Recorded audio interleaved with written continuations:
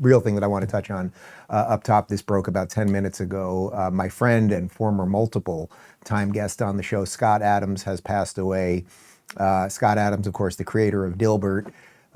He has become, I would say, a huge voice of reason in this space over the last couple of years. We've done many shows together. I think the one on your lower left-hand side was the first time we sat down together. That's in 2017. I think the top one's probably around 2020.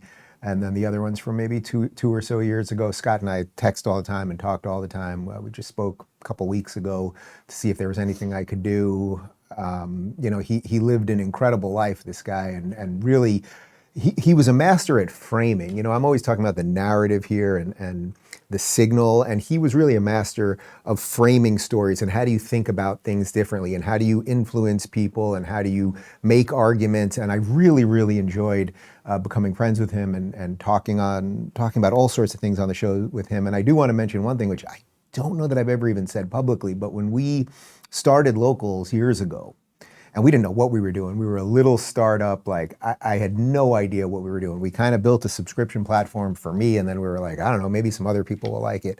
I called Scott. I told him what we were doing because he was very much in the free speech fight with us. And he immediately said, Dave, I want to try this. Let me see what I can do.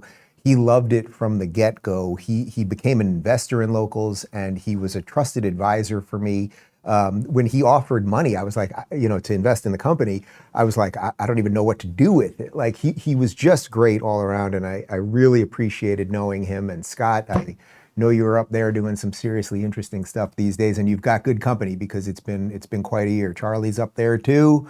And even some people that we haven't lost but are kind of MIA at the moment. It's been a weird time for trusted voices, as I mentioned on the show a couple weeks ago. We lost Charlie. Jordan Peterson has been quite ill. Dennis Prager took a spill, and he's largely been MIA. Now we've lost Scott, and I suppose that makes it a little more incumbent on guys like me to try to make some sense. Here's a quick video of Scott, because he literally live streamed until the end. It was just incredible strength. He went into hospice a couple days ago, but this is from about a week ago.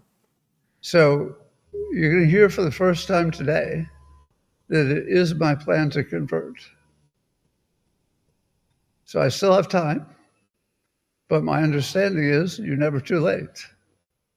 And on top of that, any skepticism I have about reality would certainly be instantly answered if I wake up in heaven. I do believe that the dominant Christian theory is that I would wake up in heaven if I have a good life. I don't necessarily have to, state something in advance. And so, to my Christian friends, yes, it's coming. So you don't need to talk me into it. I am now convinced that the risk reward is completely smart. If it turns out that there's nothing there, I've lost nothing, but I've respected your wishes, and I like doing that. If it turns out there is something there, and the Christian model is the closest to it, I win. So with your permission, I promise you that I will convert.